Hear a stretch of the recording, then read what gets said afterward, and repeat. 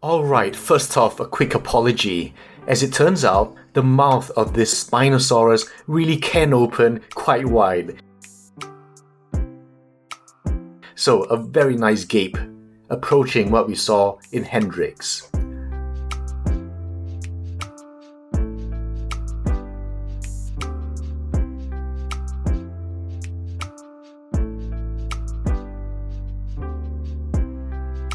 Now on to part 2.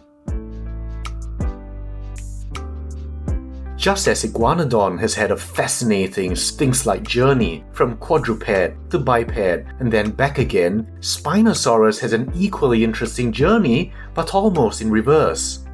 Now, most of us first knew it as a bipedal carnosaur with a sail via popular books like this one by David Norman. And of course, Jurassic Park 3. Then the possible quadruped thanks to Ibrahim et al. And now it seems like the bipedal iteration is in vogue again. But even earlier, there were quadrupedal interpretations. Now, some of you old enough might have seen this picture by Giovanni Caselli. And I've mentioned Bailey 1997 before in relation to hump or sail in my Ouranosaurus video. The idea being that with a hump, it seemed likely that Spinosaurus might be a quadruped to balance the whole works. Still, most of us probably cut our teeth with images like this. And in 2014, Ibrahim et al. Subverted that image by describing the now famous, or should I say maybe notorious, Spinosaurus with hind limbs that completely capsized the typical carnosaur with sails image. There are so many facets to the biped versus quadruped arguments. And while it's really tempting to cover it all here, I really don't want to bore you to tears and make this video 2 hours long. If you're interested, I'll list a bunch of references below. But just as a quick idea, two very important aspects to consider are the hind limb size and how it relates to the center of mass. Now, look at this Ibrahim 2014 schematic here. At a very intuitive level, it's quite obvious that if the legs were indeed that short and puny, then common sense, which is a phrase we really shouldn't rely on in science, suggests that there was no way they could support the body alone. Now hence, Spinosaurus had to be quadrupedal. The main contention here is if those hind limbs do belong together with the other parts to make one real animal. A big stink was raised as to whether this model was a chimera of parts scaled to what Ibrahim et al. Believed were realistic factors. Doctors Mark Witten and Scott Hartman independently arrived at a scaling more like this.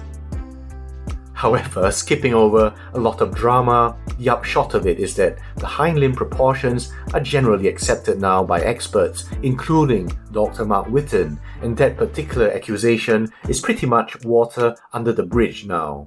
And so then we come to leg length and the center of mass. Now I'm going to explain this very crudely, and I think my former physics professor might strangle me on details.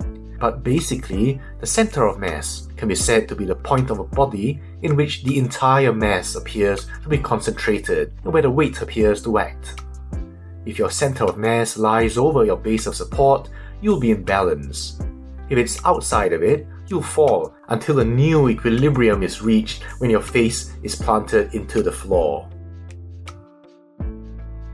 Now, with regards to bipedal dinosaurs, the further away the center of mass, or COM, from the hip joint, the more likely the body essentially falls outside the base of support, necessitating support by the front limbs. Now, a guide I've often seen used is more than a femur's length distance relative to the hip. This is measured a number of ways, for example, from the cranial rim of the acetabulum in the x direction. Now, the Neotype FASC KK11888 has a femur length of 0.625 meters. The 2014 Ibrahim Vision of Spinosaurus has the COM as 1.04 meters, near the mid-trunk and way ahead of the 0.625 meter femur length, and this would seem to point to obligatory quadrupedality.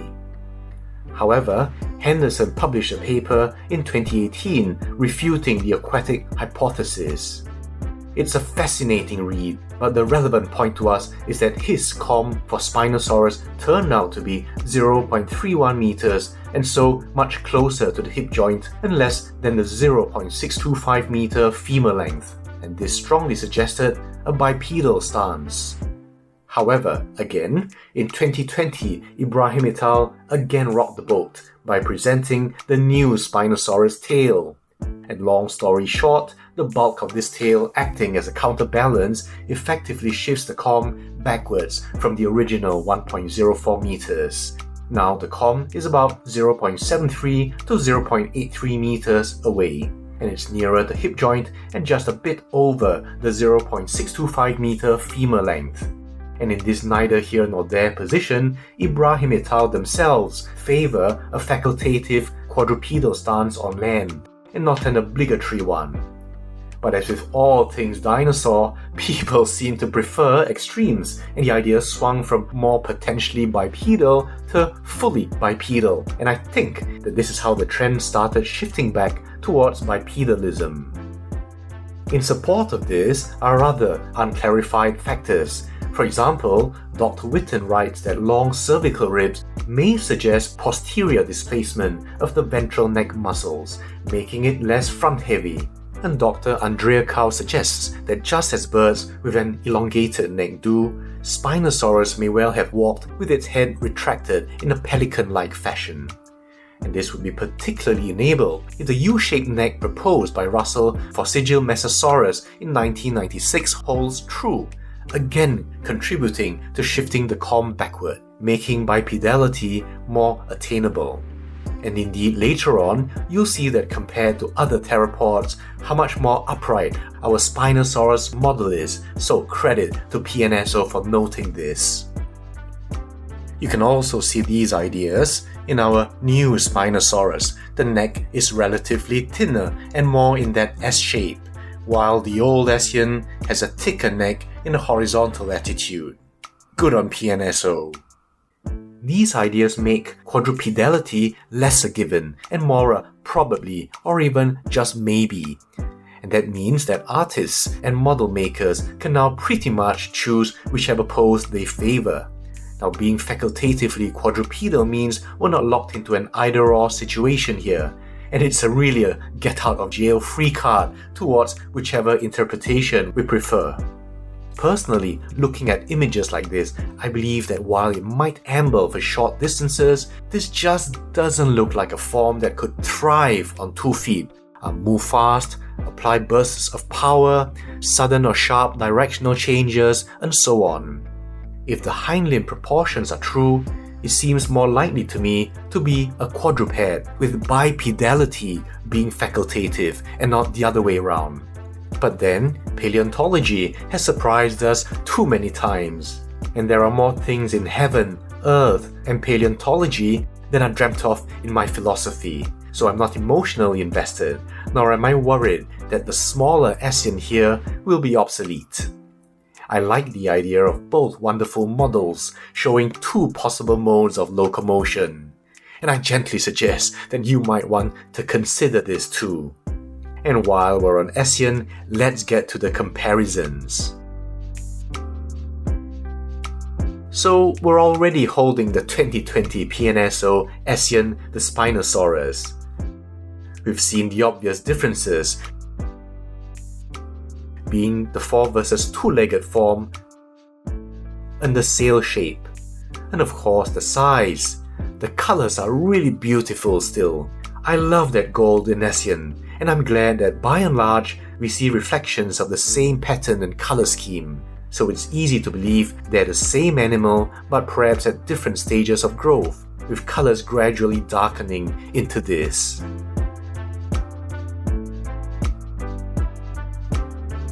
I really loved the detail on this when it came out, and I still do, and you can see why way back PNSO was a leader in detail and paint application, but it's not rested on its laurels.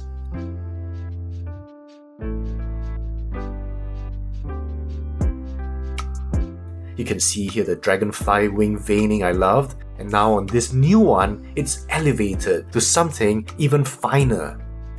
And of course, PNSO has refined its integument detail in general. I don't really see the aesthetic being too different. Again, the fact it's not definitively bipedal or quadrupedal makes it nice to have them side by side, and even if either was proven, I'd still be happy to have both. You can see that PNSO gave the old Spino a pelican-like throat pouch, but not the new.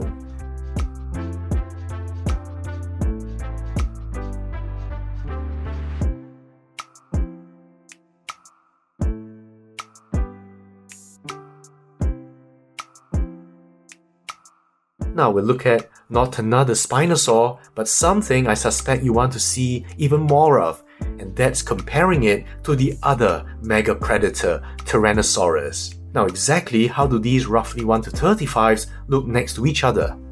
Well, here's the Cameron T-Rex, and you can judge for yourself.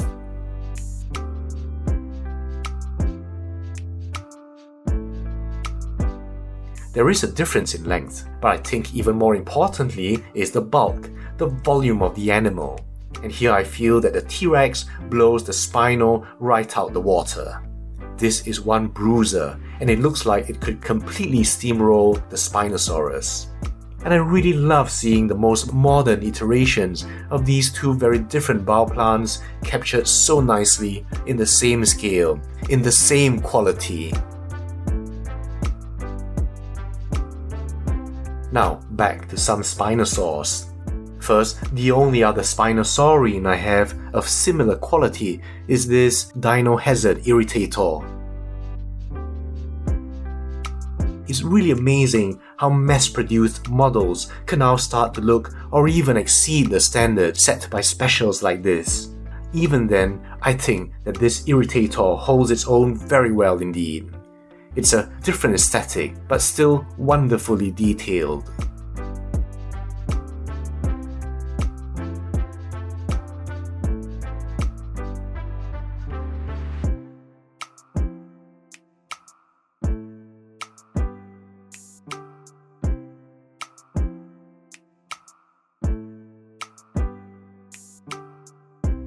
And then some Baryonychines.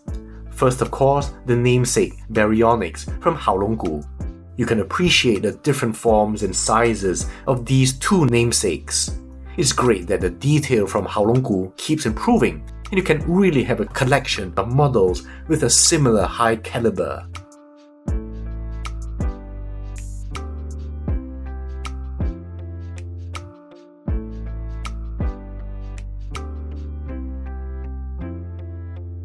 And we have here the PNSO Suchomimus. Now you can see again the size differences, but also some of the unique similarities of the Spinosaur. For example, the crocodilian heads. Really very nice, and of course going very well together. We can't of course forget some oldies but goldies, and here's the Haolonggu Spinosaurus, which was, I believe, their debut model, and what a debut.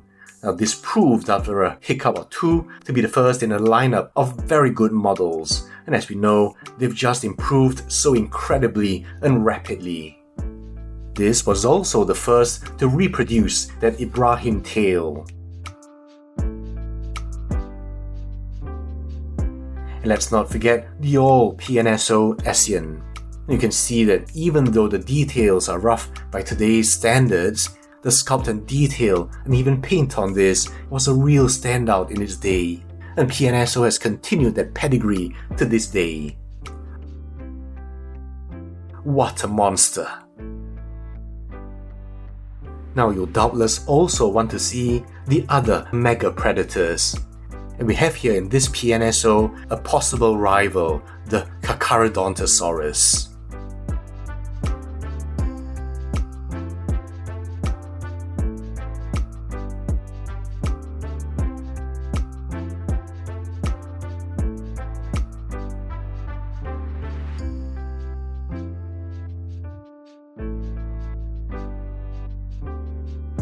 Then the very impressive PNSO Saurophaganax. As big as this guy was, well, there's always a bigger fish.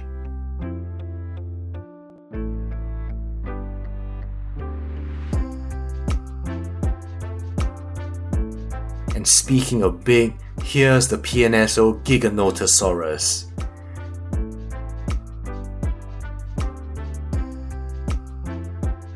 You can see that this one is not just long, it's just really gigantic. Just look at the difference in proportions here.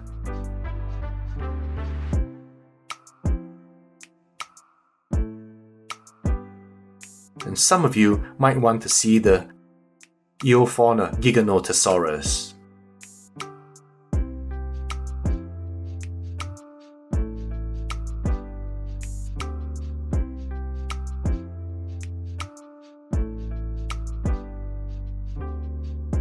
Just for the heck of it, since I've already brought out so many, the ever-popular crowd favorite, the PNSO Nanotyrannus.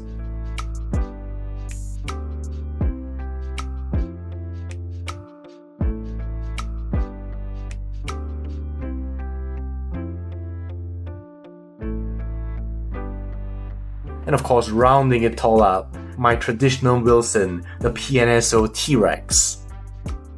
And here you can really see the difference in posture between the more upright Spinosaurus and the more traditional theropod posture, increasing the believability of the bipedalism. So that's it really. I think you'll agree that PNSO has made us wait the longest time for a real 1:35 Spinosaurus. Now that they've come around to giving it to us, it was well worth the wait. It's really nice to finally have a good selection of Spinosaurid representatives. I've always had this theory that PNSO leaves the most popular dinosaurs aside until it takes its craft to a sufficiently new level to do the genus justice. So just imagine what their Eodrameosaurs are going to look like. So I'm sure there'll be plenty of comments for this major dinosaur, and I look forward to reading them. Let me know what you think, and I'll see you in the next video.